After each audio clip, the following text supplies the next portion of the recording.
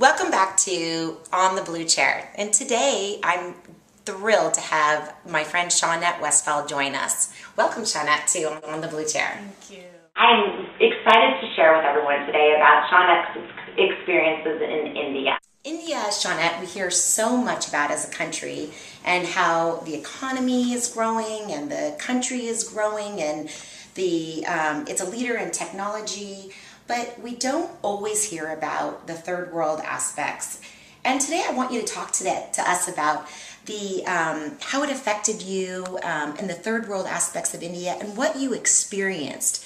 Can you talk about a little bit of that today?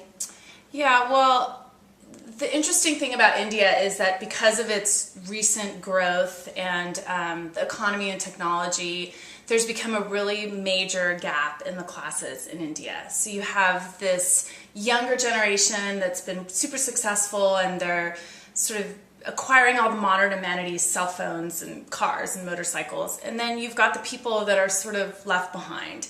And the population of India is 3.2 billion people. It's a massive, unthinkable number of people that live in these cities, and there's just not enough resources to go around. And so people they live wherever they can. They live on the street, they live in little shacks, they live in a box, they live everywhere. And along with that comes sanitation issues, health issues, obviously. Surprisingly, there's not the crime that you would expect, and a lot of that is attributed to their very, very deep faith, primarily Hindu faith, but they've got other offshoots of that. But the poverty and the struggles that a huge number of people, and in particular children, go through there is, it's almost hard to imagine unless you've been there. You know, right, and you brought your children and your family. And you actually wanted them to see this side of it. And what drew you to the idea of bringing your children there, and what did you want them to see and take away from that? Well, in raising our children, one of our main goals is to help them have a big perspective on the world. And not, we're really lucky living in La Miranda. Oh, yeah. We have great schools, we have nice homes, we have cars, we have everything really we want and need. But most of the world doesn't live like that. And so and you don't have to go to India to see people that don't live like that. But on top of seeing other ways of life, we want them to experience other cultures, and we want them to have an awareness, a sensitivity, compassion, for all the people on our planet, really. And as far as India goes, to travel there, you experience so much richness, so much culture, so much from religion to food to architecture, history, and you experience the poverty because it's everywhere. It's right outside the hotel door. We stayed in nice hotels. Right outside the hotel door, there are people sleeping, there are people going to the bathroom, there are people everywhere.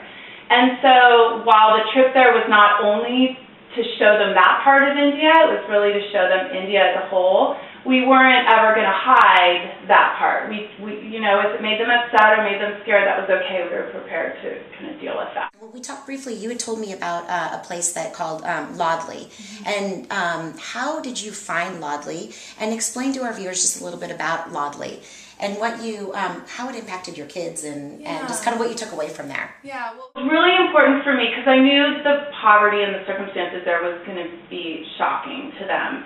And so rather than shy away from it, I wanted to have some way for them to feel like they could learn about it. Right. And I don't know, be some part of it. And so I actually researched on the internet about India's street children, and in doing so, I found out about Lodli, and it is a vocational center for girls that's part of a bigger social program that one unbelievable man has started.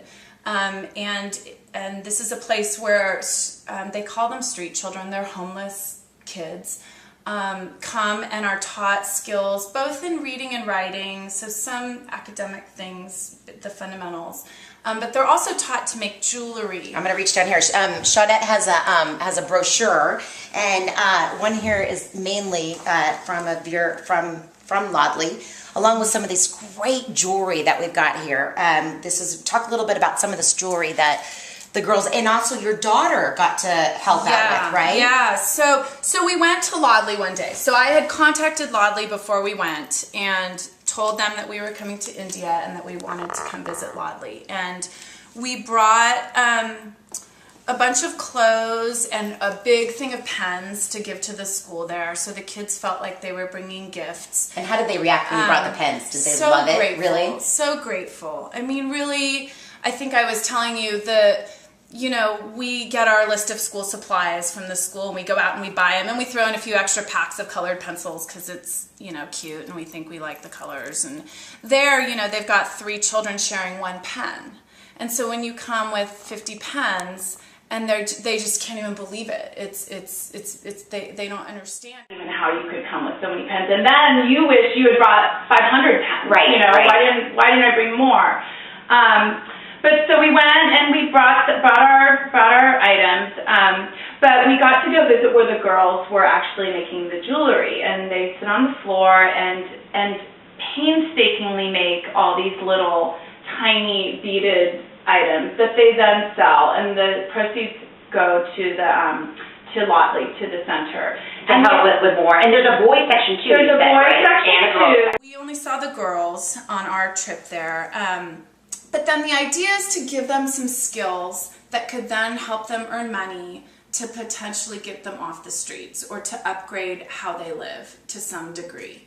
And so that's the idea, is to help raise money for the center, but mostly to give them vocational skills. I mean, for them, this is a job. And we were talking about how, we see this jewelry all over the place here in all sorts of different little shops. And really, when it says made in India, it's made by a person. And there's so many people there, and labor is so cheap that everything is still made by hand. And so, to see them sitting there putting all these little beads and all these little knots and was really impactful on my kids and has stayed with them since we got here. And my daughter, they also make handmade greeting cards, and my daughter got to sit with the girls and make some with them, which was really, really special. And she sat down and she felt comfortable, and she got her hands in there and and really worked on it. And comfortable might be a reach because it's definitely different. Right. But she felt safe. Yeah. And again, there's this sense of gratitude that you get from them instantly, from even walking in the door. And that is really special because you feel like you're having an impact on, even if it were just the 4 girls sitting at the card making station that day. It's something that can stay with you, that feeling, I think. Thank you so much, Shanette, for being here with us today. Thank you. What a great experience. And the jewelry, you'll be able to, hopefully, we'll see more over here and be able to purchase them or something in the future. Yeah, that would be great. I think we should look into that. I know. Well, thank you for being with us on the Blue Chair today. And if you know of anybody who you think has touched the world in some way, please let us know by visiting our website. And we'll see you next time on the Blue Chair.